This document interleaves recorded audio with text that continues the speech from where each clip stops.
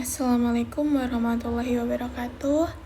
Sebelumnya perkenalkan, nama saya Putri Mailinda Winayu Cahyaning Tias dengan NPM 21082602272. Di sini saya akan menjelaskan mind map saya yang membahas tentang sistem respirasi. Jadi sistem respirasi sendiri merupakan sistem yang berperan dalam pertukaran gas, yaitu dia mengambil oksigen dan mengeluarkan karbon dioksida. Maka di sini saya akan membahas mengenai dari organ respirasi, lalu mekanisme pernafasan, proses pertukaran gas, volume dan kapasitas udara pada paru, hingga penyakit pada sistem respirasi. Yang pertama yaitu organ-organ pada sistem respirasi. Yang pertama itu ada hidung atau nasus, di mana hidung itu merupakan pintu masuk utama udara ke dalam tubuh. Di dalamnya itu terdapat mukosa dan rambut hidung atau vibrissae. Fungsi dari hidung sendiri untuk menyaring partikel debu dan mikroorganisme, menghangatkan udara, serta melembabkan udara sebelum masuk ke saluran nafas bawah. Lalu yang kedua ada faring. Faring merupakan saluran bersama untuk udara dan makanan. Secara anatomi, faring itu dibagi menjadi 3 bagian, yaitu ada nasofaring, terletak di posterior rongga hidung, orofaring berada di posterior rongga mulut, dan laryngofaring merupakan bagian berlanjut ke laring. Selanjutnya adalah laring, di mana laring itu terletak di antara faring dan trakea. Organ ini tuh mengandung pita suara yang berperan dalam pembentukan suara. Selain itu, terdapat epiglotis yang berfungsi mencegah masuknya makanan atau cairan ke dalam saluran nafas saat menelan. Selanjutnya ada trakea. Trakea merupakan pipa udara yang tersusun atas cincin tulang rawan berbentuk huruf C, di mana struktur ini tuh berfungsi untuk menjaga jalan nafas itu tetap terbuka. Dan dinding trakea itu dia dilapisi oleh sel epitel silindris bersilia yang berperan dalam mekanisme pembersihan saluran nafas. Selanjutnya adalah bronkus, di mana bronkus merupakan perjabangan trakea menuju paru-paru kanan dan kiri, dan bronkus kanan itu dia lebih pendek dan lebih vertikal dibandingkan bronkus kiri, sehingga resiko aspirasinya itu dia lebih tinggi pada sisi kanan. Selanjutnya adalah bronchiolus, di mana bronchiolus merupakan cabang kecil dari bronkus yang tidak memiliki tulang rawan.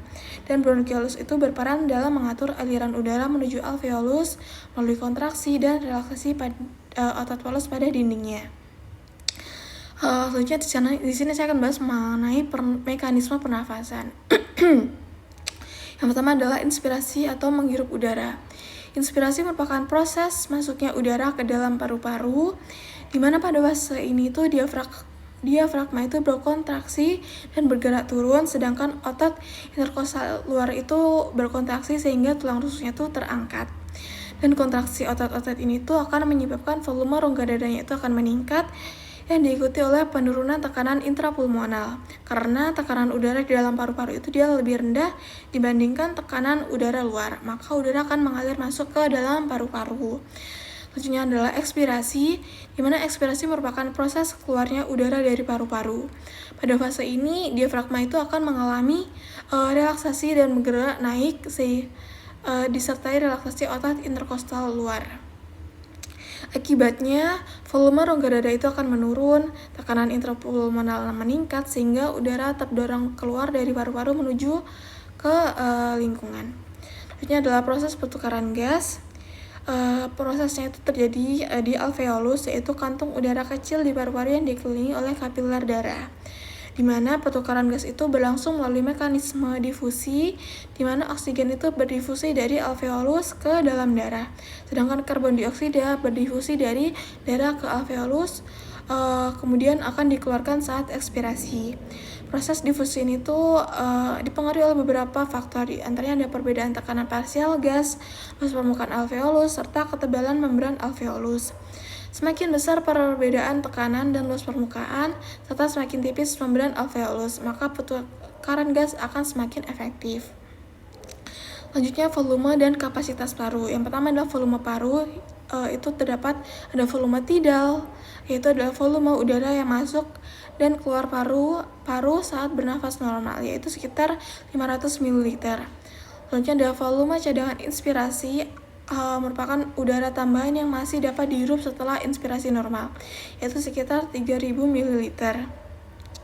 Selanjutnya yaitu volume cadangan ekspirasi merupakan udara tambahan yang masih dapat dikeluarkan setelah ekspirasi normal, yaitu sekitar 1100 ml. Lalu ada volume residu, yaitu udara yang tersisa di paru-paru setelah ekspirasi maksimal, yaitu sekitar 1200 ml.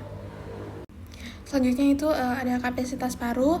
Kapasitas paru atau itu merupakan jumlah pada VT plus IRV plus ERV. Itu volume tidal ditambah dengan volume cadangan inspirasi ditambah dengan volume cadangan ekspirasi.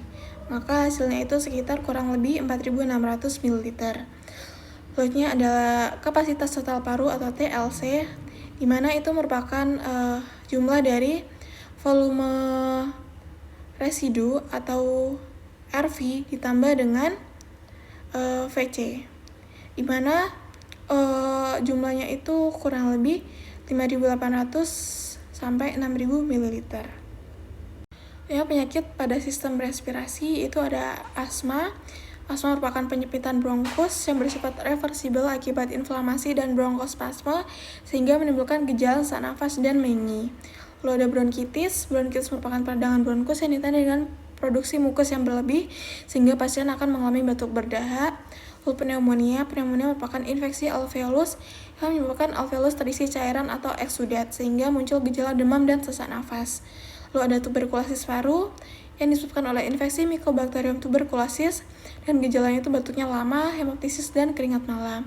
Lalu ada PPOK atau penyakit paru obstruktif kronik, merupakan obstruksi jalan nafas yang bersifat kronik progresif meliputi bronkitis kronik dan emfisema dengan gejala utama yaitu sesak nafas yang menetap. Baik, ini referensi yang saya gunakan dalam membuat mind map ini. Mungkin itu saja dari saya. Mohon maaf bila ada salah kata maupun salah dalam pengucapan. Sekian dari saya. Wassalamualaikum warahmatullahi wabarakatuh.